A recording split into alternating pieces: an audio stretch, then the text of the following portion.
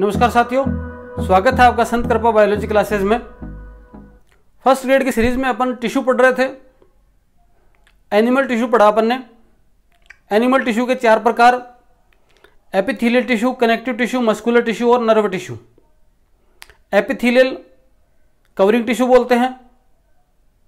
Connective tissue है वो अपनी बॉडी का सपोर्टिव टिश्यू है। एक कंस्ट्रक्टिव टिश्यू जो आपका मस्कुलर टिश्यू है, जिसको अभी अपन पढ़ेंगे। और चौथा आपके नर्व टिश्यू। 2 अपने कंप्लीट हो चुके, तीसरा अपन आज लेते हैं मस्कुलर टिश्यू। इससे पहले वाले वीडियो आपने नहीं देखे हैं तो कम से कम प्लेलिस्ट में जाके उनको पहले देख लीजिए, क्योंकि टिश्यू है, एनिमल टिश्यू है, ये अपन पूरा कर लेंगे कल की क्लास में नर्व टिश्यू के साथ में। और करने के बाद अपन एनिमल टिश्यू का एक टेस्ट लेंगे। एनिमल टिश्यू के आपको क्वेश्चन दूंगा 51, और उनको आपको हल करना है और आपको पता लग जाएगा कि एनिमल टिश्यू में आपने कितना क्या पढ़ रखा है। तो एनिमल टिश्यू का ले लेंगे अकेले का ही पहले। तो उसके लिए क्या करेंगे अपन कि पिछली बार की तरह टेस्ट लिया था वैसे एनिमल टिश्यू के ऊपर क्वेश्चन बना के 50, और अपन जिस तरह से पिछली बार लिया था वैसे टेस्ट ले लेंगे। लेकिन आप टेस्ट तभी देना जब आप कम से कम जो पूरे के पूरे, आज ये 11वां वीडियो होगा, 12-13 वीडियो के अंदर एनिमल टिश्यू पूरा हो जाएगा। वो पूरा देखने के बाद ही क्या करना, आप टेस्ट देना प्लेलिस्ट में जाके, और सारे के सारे वीडियो आप देख लीजिए, जिससे आपके एनिमल टिश्यू के कंसेप्ट क्लियर हो जाएं। और नोट कर लीजिए। देखिए, मस्कुलर टिश्यू पढ़ते हैं। मस्कुलर टिश्यू और नर्व टिश्यू अपन डिटेल में वहां भी पढ़ेंगे जहां पर आपके मसल और नर्व को पढ़ना है एनिमल फिजियोलॉजी में। ठीक है, नर्व सिस्टम पढ़ेंगे और मसल सिस्टम पढ़ेंगे, वहां पर अपने को फिर से पढ़ना है। तो यहां पर आपका बेस तैयार हो जाएगा, वहां पर जोर नहीं आएगा। देखिए, एक एक बात को थोड़ा सा समझते जाना। जो मस्कुलर टिश्यू है, पेशी ऊतक, आपकी बॉडी वेट का, आपका जितना वजन है आपकी बॉडी वेट का लगभग कितना 40% क्या है, मस्कुलर टिश्यू होता है। आपकी बॉडी वेट का 40% क्या है, मस्कुलर टिश्यू है। इसको आपके संकुचनशील ऊतक भी कहा जाता है। जिस प्रकार से एपिथेलियल को कवरिंग टिश्यू और कनेक्टिव टिश्यू को सपोर्टिव टिश्यू कहते हैं, उसके हिसाब से इसको संकुचनशील, कंस्ट्रक्टिव टिश्यू, कंस्ट्रक्शन की प्रक्रिया होती है। मतलब पेशियां हैं उनमें मूवमेंट पाया जाता है, और ये गति के लिए जिम्मेदार होता है। ये ऊतक अपनी बॉडी है उनमें गति के लिए कोई जिम्मेदार है, वो कौन सा है, ये है मस्कुलर टिश्यू। इसमें जो मसल्स होती हैं, पेशियां होती हैं, वो थोड़ी सी पतली साइज की,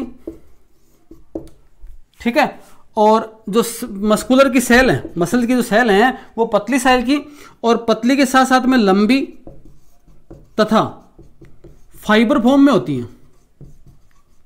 किस फॉर्म में होती हैं, फाइबर फॉर्म में होती हैं। तो ये इसके एक विशेष गुण हो गए। मसल सेल होती हैं, वो पतली होती है, लंबी होती है और फाइबर की फॉर्म में होती हैं। ये तो कुछ मोटी मोटी बातें आपको इसके लिए याद रखनी है। अब देखो, आपको एक चीज याद कराऊं, मसल टिश्यू को 3 प्रकार से पढ़ते हैं। पहला, ये याद करने वाली बात है, रेखित पेशी। दूसरा, अरेखित पेशी। आपने पहले पढ़ रखा होगा, इनको कोई खास बात नहीं है वैसे, फिर भी आपको अच्छी तरह से याद हो जाएंगे ये भी। और तीसरा, चिकनी पेशी।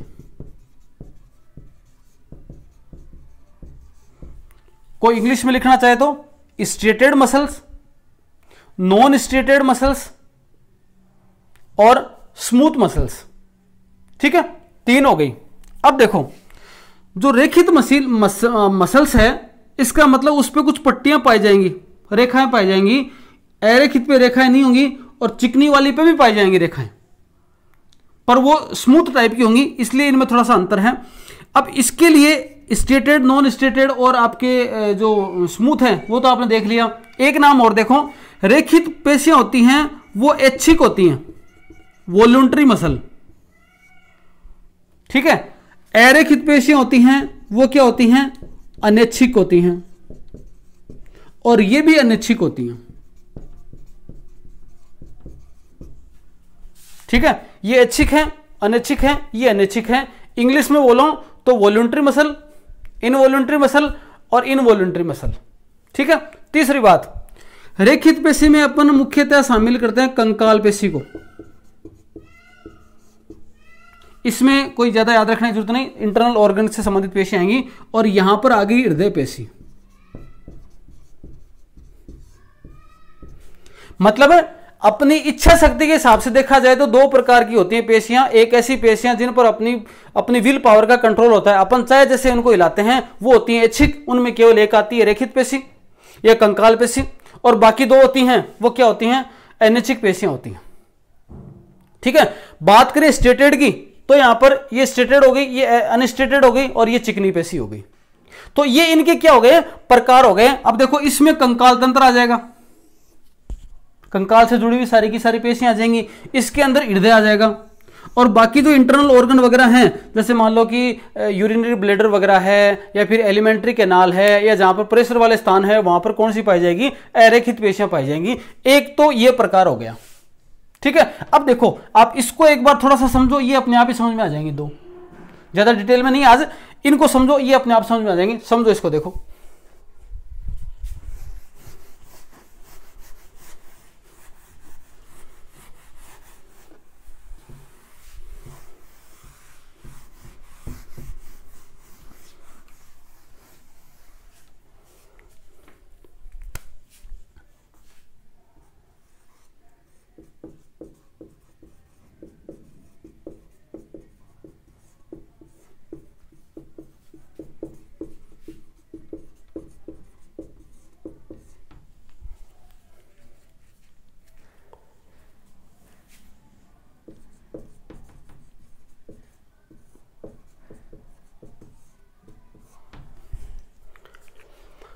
पहली मसल है ऐच्छिक पेशी, वॉलंटरी मसल कंकालीय पेशी, स्केलेटल मसल और रेखित पेशी स्ट्रेटेड मसल्स।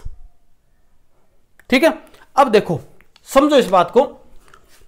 ये मान लो आपका ये हाथ बना रहा हूं मैं, बॉडी अच्छी खासी आपकी, और ये आपका हैंड हो गया। समझ लेना, अभी समझ में आ जाएगी बातें। ठीक है।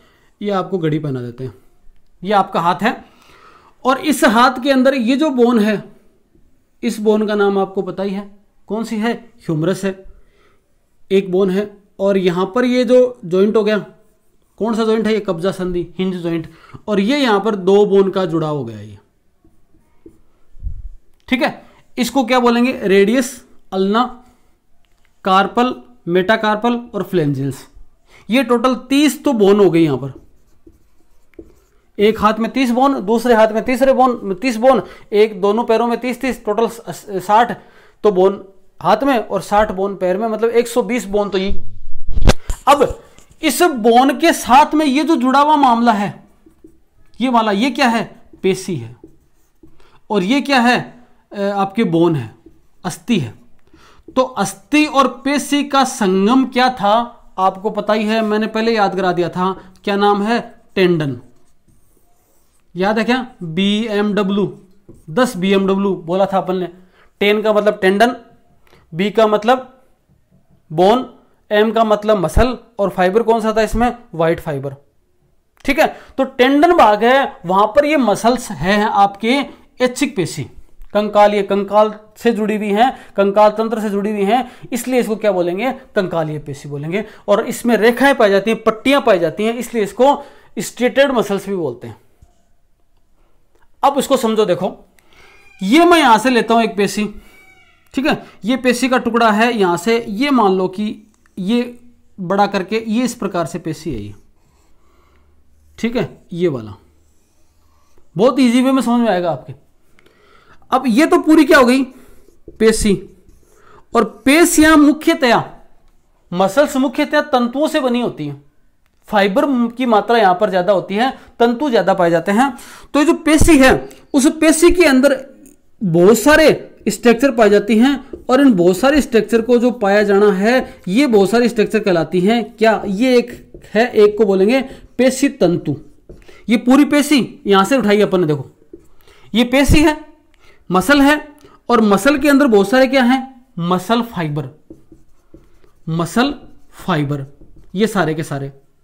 और सभी मसल फाइबर के अंदर फिर एक छोटी छोटी स्ट्रक्चर होती हैं, और इन छोटी छोटी स्ट्रक्चर को क्या बोला जाएगा, जैसे बाहर निकल के देखा जाए तो ऐसे मान लो, इन छोटी छोटी स्ट्रक्चर को क्या बोला जाएगा, इसको बोला जाएगा मायोफिब्रिल।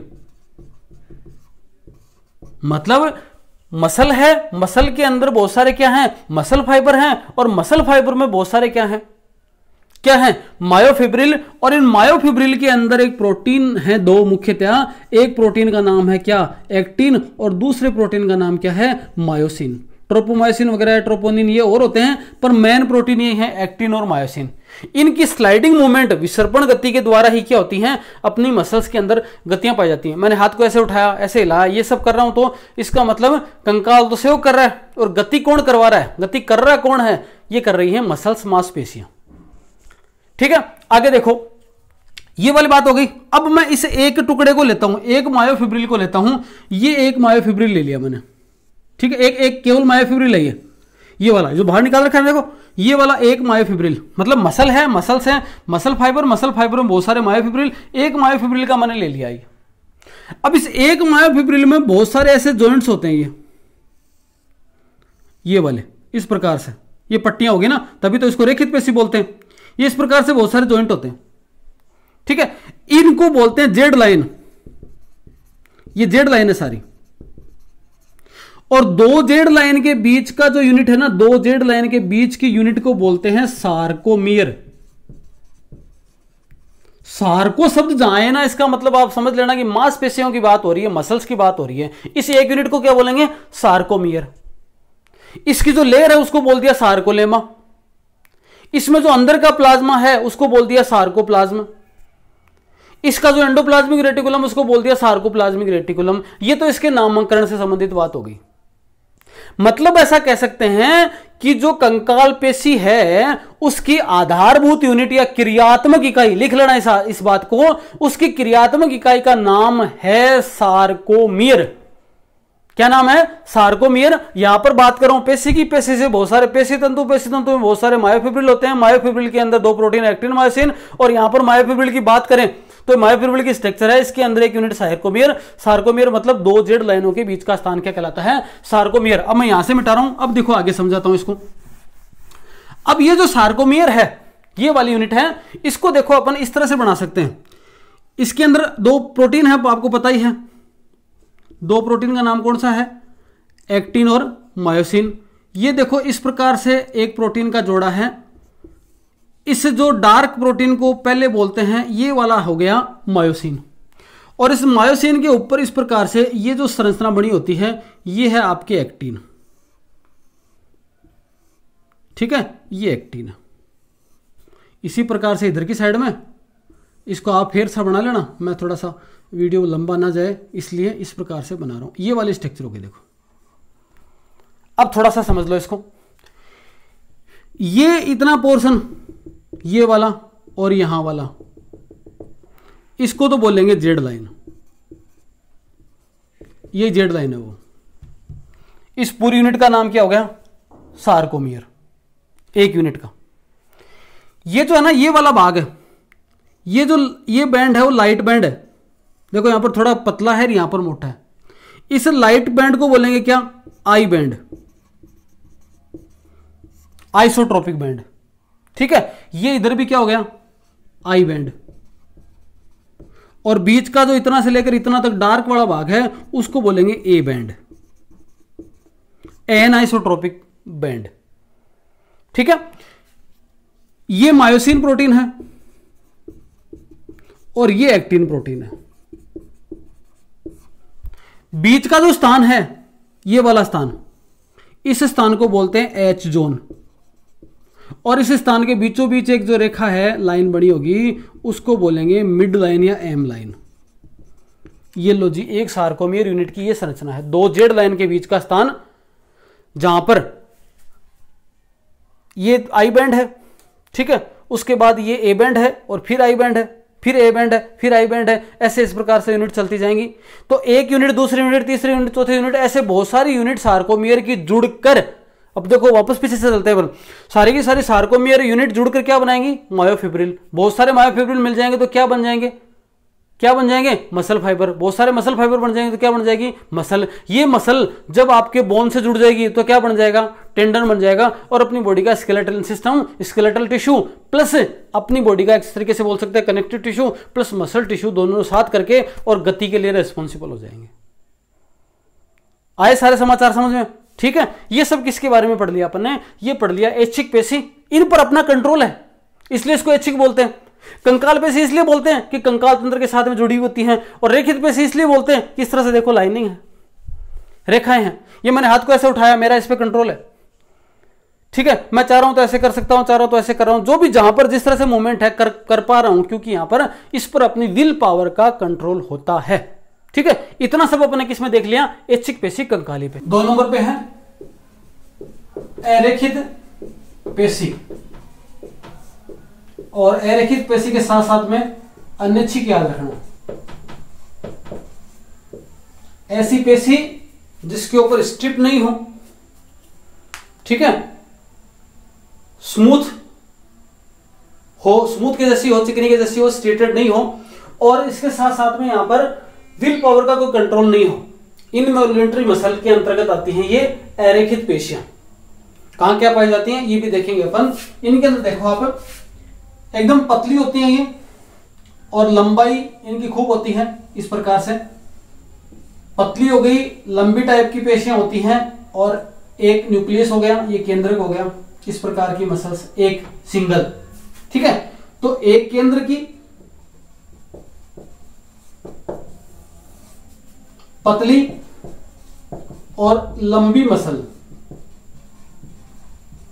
पहला पॉइंट तो याद रखना।